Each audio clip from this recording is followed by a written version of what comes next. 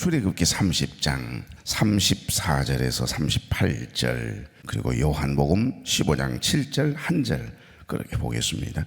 여호와께서 모세에게 이르시되 너는 소합향과 나감향과 풍자향 향품을 가져다가 그 향품을 유향의 석쇠에 각기 같은 분량으로 하고 그것으로 향을 만들되 향 만드는 법대로 만들고 그것에 소금을 쳐서 성결하게 하고 그 향 얼마를 곱게 찍어 내가 너와 만날 회막안 증거계 앞에 두라. 이 향은 너희에게 지극히 거룩하니라.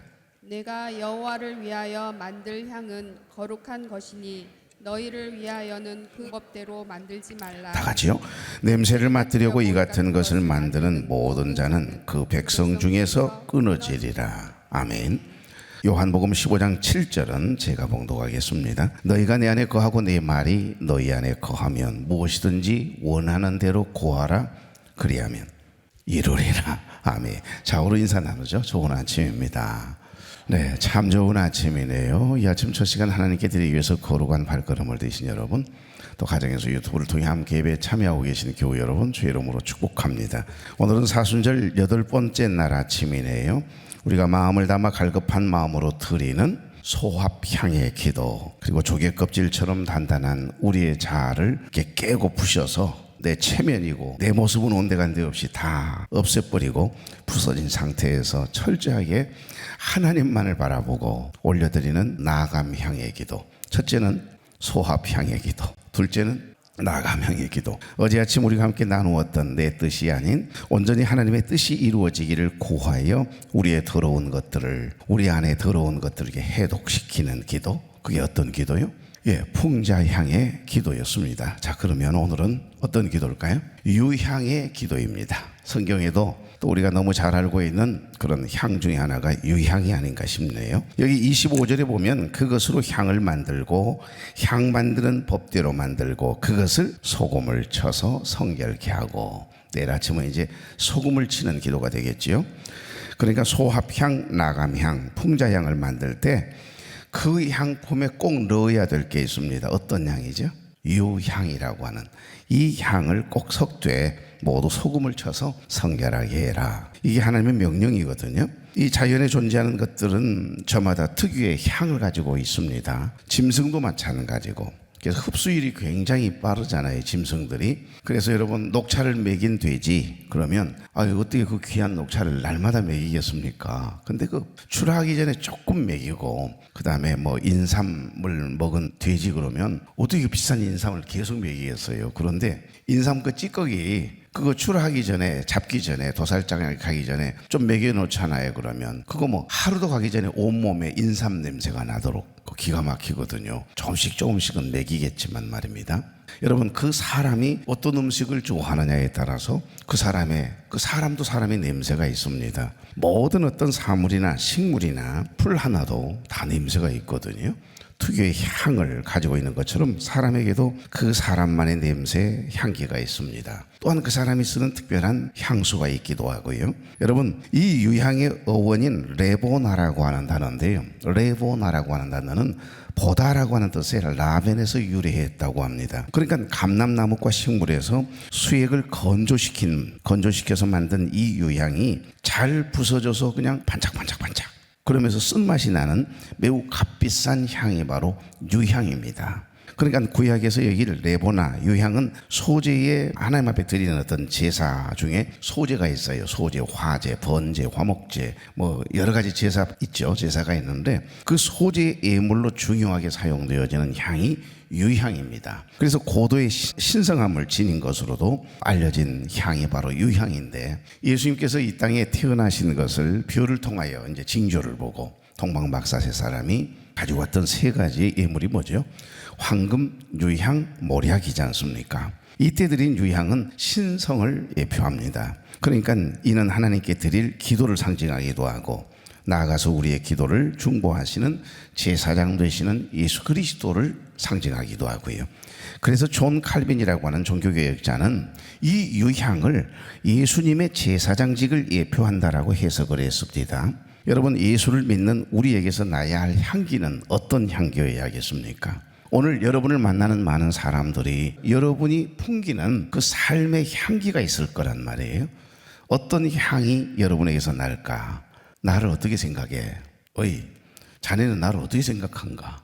그 직장 동료들에게도 나 정규한데 나가 어떻게 보인가? 어떤 냄새가 난가? 한번 물어봐 봐요. 전혀 예수 냄새가 안 나고 전혀 교회에 다닌 것 같지도 않고, 그러니까 한 장로님이 여천공단을 다니셨는데 이분이 은퇴할 때 무슨 화환이 왔는데 교회에서 온 거예요. 보니까 장로님이었던 거예요. 한 번도 이분이 장로님이라는 걸 몰랐던 겁니다. 모든 회식 자리에 가지요, 마시지요.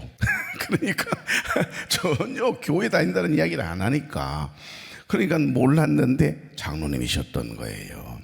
모두가 깜짝 놀랐다라고 하는 이야기를 제가 직접 들었으니까 참 안타까운 일이 아니겠어요? 예수를 믿는 사람은 예수 냄새가 나야지요. 그리스도인의 향기가 나야 되지 않겠습니까? 여러분, 예수님이 어떤 분이신지 잘 몰라도 초신자가 예수님 만나고 은혜를 받고 성령 충만, 은혜 충만해지면 그 사람의 모습 속에 빛이 난다 그래요. 삶의 변화가 일어나니까 야, 너 목사 같다, 그런 표현을 쓰잖아요. 요즘 목사가 다 같진 않지만, 저도 마찬가지 부끄럽지만, 그러나 목사 같다라고 하는 이야기는 뭐죠? 너 교회 다니는가 봐, 이 말 아니겠어요? 그러니까 예수님을 믿는 향기가 나야지요. 그리스도인에게 나야 할 향기는 기도의 향기인 줄로 믿습니다. 여러분, 누가 보아도 그리스도 안에 머물면서 늘 주님과 끊임없이 교통하면서 기도의 삶을 살아가는 거, 그거 참 중요한 것입니다. 어떤 사람들은 예수를 믿는데도 그리스도인의 향기가 아예 나질 않는 사람이 있어요. 그리고 더 세상적이고 더 육적인, 그래서 결국 세상 냄새만, 육적인 냄새만, 사람 냄새, 그 좋지 않는 의미의 사람 냄새. 사람은 사람 냄새가 나야죠. 그러나 그런 의미가 아니고, 그러니까 죄됨, 더러운 생각, 그리고 입술이 걸어요. 그래서 도대체 예수 믿는 사람 같지 않고 세상 사람보다도 더 말이 거칠고 더 육적이고, 이런 사람들 음단배설하고, 그러면 그 사람에게 모습에서 무슨 냄새가 나겠어요? 육적이고 세속화된 썩은 냄새, 이 세상 냄새만 진동하는 분들이 있다 이 말입니다. 그러나 예수를 믿는 사람은요, 그리스도의 향기가 나야 돼요. 내가 말하지 않아도, 내가 나를 어느 교회 다닌다고 말하지 않아도, 가끔 제가 한번 그 실제 있었던 이야기를 간증한 적도 있습니다만, 한 목사님이 저쪽에 그저 호반 지나가는 그 주유소예요. 집사님과 함께 차를 타고 이제 주유소를 갔던가 봐요. 그 주유를 해주는 이 알바생이 그 차를 몰고 가가지고서 기름을 넣을 때마다 이상해요. 목사님에게는 꼭 사장님. 그런데 그 목사님을 태우고 운전하고 온 이제 교회 다닌 지 얼마 되지도 않는 이 젊은 성도에게는 꼭 목사님 그러신대요. 그러니까 한두 번이지 그것도 갈 때마다 그러니까 목사님이 열받았어요. 왜 그랬겠습니까? 아니라고 해도, 내가 목사라고 해도 초신자 그 성도님이 아니에요, 나가 아니에요, 목사님 여기 계세요, 이렇게 이야기를 하는데도 갈 때마다 그 알바생은요, 그렇게 이야기를 했는데도 주의를 할 때마다 가서 세상에, 목사인 나에게는 사장님이라고 꼭 인사를 하고 이제 초신자에게는 꼭 목사님 하면서 인사를 하니까 그 한두 번이지. 아무렇게나 내가 입고 다니고 아무렇게나 내가 말도 가리지 않고 이렇게 했더니 세상에 내 속에서 목사 냄새가 안 나는가 보다, 그러면서 엄청 회개했다라고 하는 이야기를 합니다. 그럼요, 목사에게는 목사라고 하는 향기가 나야 하고, 우리 장로님에게서는 장로님의 향기가 나야 되고, 여러분 권사님에게서는 권사님의 모습이 나타나야 되지 않겠습니까? 집사는 집사 같고 권사는 권사의 향기가 나야 돼요. 그래서 생각이나 마음이 늘 주님의 마음과 생각을 품는 거룩한 그릇이 되면 내가 권사라고 목사라고 이야기하지 않아도 여러분, 우리의 모습 속에, 우리의 삶의 움직임 속에 그리스도인의 냄새, 하나님의 자녀됨의 그리스도인됨이 드러나는 줄로 믿습니다. 그게 요한복음 15장 7절 말씀이에요. 너희가 내 안에 거하고 내 말이 너희 안에 거하면 무엇이든지 원하는 대로 구하라, 그리하면 이루리라고 말씀하시잖아요. 여기 요한복음 15장 7절 말씀, 여기 거한다라고 하는 단어의 원래 의미는 한결같은 동거입니다. 변함이 없어요. 함께하는 것이 변함이 없습니다. 기분 좋을 때만 함께하는 게 아니에요. 옛날이나 지금이나 10년이 지나고 20년이 지나도 함께 그 길을 걸어가요. 크고 작은 환란의 바람들이, 크고 작은 서운한 감정들이 막 왔다 갔다 했을진데도 동일하게 한결같은 동거, 함께한다는 건 그런 거예요. 함께한다는 것은 저도 가만히 개척 때부터 생각해보고 목회 초기부터 생각해보고 가만히 생각해보면 그 힘들고 어려움이 많았는데, 그리고 부족함이 많고 허물 많은 나를 내가 뭐라고 내 곁을 늘 지켜주는 한결같은 동거, 함께 해주시는 우리 장로님, 권사님, 집사님들, 청년들이 가만히 있으면 그게 왜 그렇게 뭉클뭉클해지는지 모르겠어요. 감사하다, 고맙다, 참 귀한 분들이구나. 서운한 감정은 다 없어져. 이미 나는 풍자향의 기도를 통해서 내 안에 있는 더러운 독소들을 해독시켜버려서인지 서운한 감정은 기억이 잘 안 나요. 정반대로 서운한 감정이 오래가는 법인데, 그 고마운 것들, 힘들고 어려웠을 때 나에게 큰 힘이 되어주고 위로해 주었던 것, 아이고 목사님, 장로님, 권사님, 제가 죄송했어요, 그 한마디에 우리는 녹여지는 거잖아요. 이게 한결같은 동거를 이루게 하는 겁니다. 이게 바로 너희가 내 안에 거하고 내 말이 너희 안에 거함인 줄 믿습니다. 그러니까 여기 거한다는 말은 그런 거예요. 주님 안에 거한다는 것은 문 안에 있다, 말씀 안에 있다, 그런 의미가 있더라고요. 그러니까 주님과 늘 주님 안에 있다 보면 주님과 도란도란 이야기를 나누는 거잖아요. 여러분 손주들하고 앉아서 한번 TV 한번 봐봐요. 그냥 뭐 하나 밥만 먹어봐요. 차 옆에 타봐요. 나도 모르게 아버지, 그러면 할아버지, 아버지가 뭐예요? 아버지가 누구예요? 하나님이지. 아니에요. 뭔 하나님이 아버지냐 이 말이에요, 자기는. 그런데 TV를 볼 수가 없어요. 지껏 보자는 거죠. 그러니까 어떡할 거예요? 지가 좋아하는 것도 틀어줘야 되잖아요. 어느 정도 틀어주고 여기까지다, 그 다음에 나 세계의 기행 봐야 되거든. 그러면서 돌리려고 그러면은 이제 할아버지 이제 그만 보시고 내 거 봐야죠. 시간 됐다는 거예요. 아이고 시끄러워 죽겠어요. 내가 물어보지도 않아도 옆에 와서 엄마 미주알 고주알 다 이야기하잖아요. 왜 그래? 그만큼 친밀하면 그래요. 기도란 하나님과의 교제거든요. 하나님 말씀 안에 거한다는 건 바로 그런 겁니다. 너희가 내 안에 거하고 내 말이 너희 안에 거하면, 이 말은 곧 매일 성경, 매일 기도, 매일 감사, 쉼, 일일 운동이네요. 늘 말씀을 가까이 하고 예배와 기도 생활을 소홀하지 않고 주님 생각으로 가득 채우면 우리의 삶의 열매가 어떤 열매를 맺어가겠습니까? 성령의 열매지요. 입술을 열면 그저 세상적인 이야기가 아니고요, 남의 험담이 아니라 은혜스러운 이야기부터 쏟아져 나오는 거죠. 그러니 냄새가 그리스도인의 냄새가 나지 않겠습니까? 우리의 믿음과 삶은 반드시 주님과 연결되어 있어야 합니다. 이게 너희가 내 안에 거하고 내 말이 너희 안에 거하면입니다. 하나님 안에 거한다는 건, 말씀 안에 거한다는 건 그런 것 아닌가요? 여러분 참 이상하지요. 부부가 왜 닮아가는지 모르겠어요. 어떨 때 부부도 이게 동반해가지고서 이제 목사님들 초대하기도 하고 가만히 지켜보면 사모님하고 목사님하고 닮았네, 어느 사이 같네, 그런 분들이 있어요. 가끔 장로님들 부부들 보면 굉장히 닮아 있는 걸 알 수가 있거든요. 왜 부부는 닮아갈까요? 물어봅시다. 물이나 먹고 있어야겠다. 여기 혼자 남은 나 좀 지어주세요, 방송실. 꼭 이 양반은 죄송합니다, 창피하지만 오늘 하루 먹은 것이 굶고 있어서 참 창피하지. 읽고 있는데 지워보네. 근데 똑같은 글이에요. 10년 전이나 지금이나. 그러면서 계좌번호까지 꼭 넣는데, 여러분 유튜브 생방송을 통해서 함께 참여하고 계신 분들 절대 여기 송금하면 안 돼요. 전국에 있는 모든 교회에 예배 시간인데 와서 구걸을 한다니까요. 이런 분들은 도와서는 안 돼요. 절대 도와서는 안 돼요. 지금 3일 동안 계속 이런 문구가 계속 장황하거든요. 돈이 없어가지고 밥을 못 먹었대요. 한 끼 먹을 수 있도록 도와달래요. 절대 현혹되지 마세요. 여러분 아니네. 절대 현혹되지 마세요. 뭔 이야기가 그리 같습니까? 부부가 왜 닮아가는 것일까요?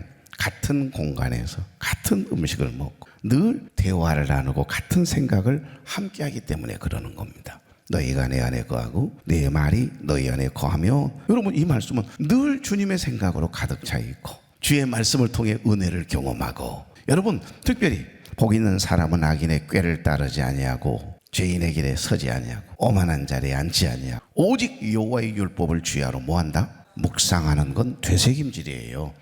여러분 소가 위가 4개이기 때문에 낮에 먹어놓은 풀이나 꼴이야 똑같은 이야기인데 소 여물들 이거 먹고 사료를 먹고 밤새 자면서도 계속 되새김질 하잖아요. 위가 4개이기 때문에 그래요. 우리는 위가 하나인데 이 소는 위가 4개입니다. 그래서 1위에서 2위로 3위에서 2위에서 3위로 3위에서 4위로 이게 잘게 썰어서 그냥 액체가 될 때까지 계속. 그래서 이 소 내장이 그렇게 이 강렬하거든요. 소가 풀을 뜯다 말고 그 혓바닥으로 우리 머리를 이렇게 쫙 이렇게 한 번만 이래버리면 이게 고대가 된다 하지 않습니까? 너 소가 그랬니? 이렇게 그러는데 소가 그런다고 그러겠어요만은 그만큼 이 소화력이 좋다 이 말입니다. 소의 질병 중에 가장 무서운 질병이 고창증이라고 하는 질병입니다. 이 위가 고장이 나가서 소화가 안 될 때 바로 빵빵해지다가 팍 쓰러지거든요. 그건 잡아야 돼요. 지금은 이제 동물병원이 있어서 살립디다마는 그때는 고창증, 소화가 안 돼서 빵팍 곧 터질 것처럼 빵빵해지다가 그냥 소가 팍 쓰러지거든요. 우리도 똑같습니다. 하나님의 말씀을 늘 묵상하는 되새김질이 없고 그 하나님의 말씀이 소화가 안 되면요, 소화불량이 생겨요. 그래서 결국 팍 쓰러지면 그건 이제 실족한 거예요. 그 똑같습니다. 영적인 원리가. 그러니까 너희가 내 안에 거하고 내 말이 너희 안에 거하면 당연히 주님을 닮아가게 되어 있거든요. 그래서 부부가 닮아가는 거예요. 사랑하면 닮습니다. 말하는 것, 입는 것, 분위기까지 닮아가거든요. 예수님의 마음과 습관을 닮는 것, 그분을 사랑하는 일입니다. 예수님의 거룩한 습관을 통해 여러분의 영혼을 빛이 나게 하십시오. 어디에 나온 거죠?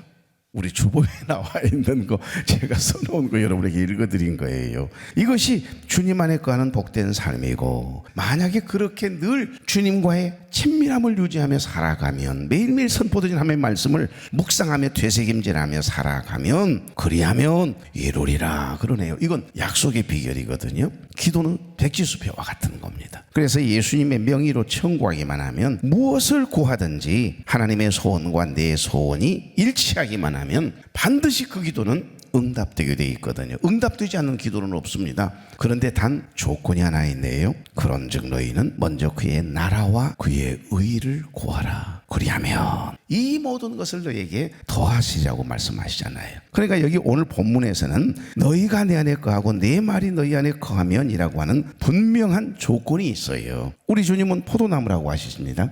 우리는 가지예요. 가지가 나무에 붙어 있어야 열매를 맺을 수 있는 것처럼 우리가 예수 그리스도와 말씀 안에 있을 때, 주님과 연결되어 있을 때 우리의 기도는 반드시 응답된다는 이야기를 지금 사도 요한은 요한복음 15장 7절 말씀을 통해 너희가 내 안에 거하고 내 말이 너희 안에 거하면 무엇이든지 원하는 대로 구하라. 그리하면 이루리라 말씀하시잖아요.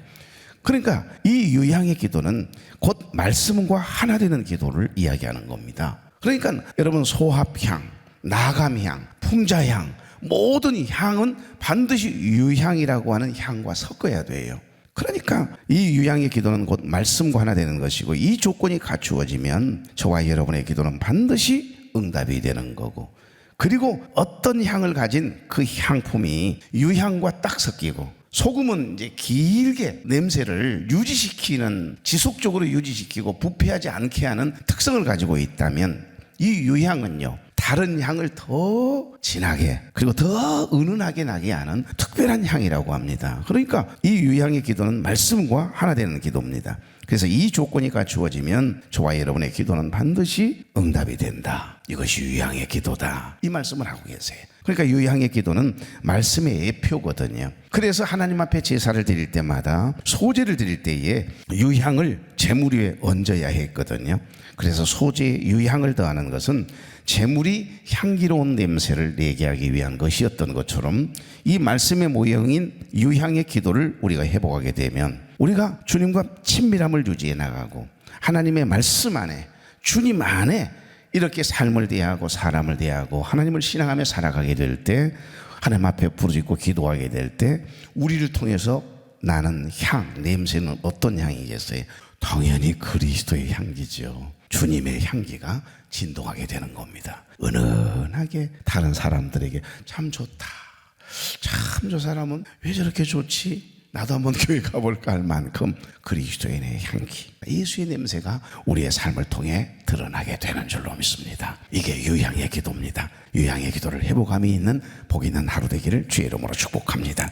존귀하신 하나님, 우리들이 말씀의 모형인 유향의 기도를 드리기를 원합니다. 기도할 때 우리 자신이 주님 안에 거하게 하시고 주의 말씀이 우리 안에 거함으로 우리가 무엇을 구하든지 주님 안에서 이루어짐이 있는 우리의 하루하루의 삶이 되게 하옵소서. 우리에게서 세상의 냄새가 나지 않게 하시고 그리스도인의 향기가 나기를 소망합니다. 주의 말씀에 붙잡힌 바 되어 삶의 능력을 나타내는 우리 모두가 되게 해 주옵소서. 나는 그저 주님과 친밀함을 유지하며 주의 말씀을 늘 묵상하며 그 말씀을 생각하며 주님의 마음과 생각을 담는 거룩한 그릇이 되기 위해 그저 행복한 일상을 살아가는 것뿐인데 우리를 만나고 대하는 모든 사람들에게 그리스도의 향기가 진동함을 드러내 보이도록 하나님 오늘 우리와 동행해 주시고 사랑하는 종들을 써주시옵소서. 사랑하는 종들의 하루의 삶이 복되게 하시고 하나님이 허락하신 오늘 이 하루를 사랑하며 살아가게 하옵소서. 특별히 다음 세대를 위해서 우리 자녀들을 위하여 우리에게 맡겨준 아이들을 위하여 기도하고 있습니다. 새로운 새 학기를 맞이할 텐데 좋은 선생님, 좋은 친구들 만나게 하시고 좋은 생각들 가득 채워주시어서 믿음이 자라고 지혜가 자라고 키가 쑥쑥 자라게 하옵소서. 예수님의 이름으로 축복하며 기도하옵나이다. 아멘.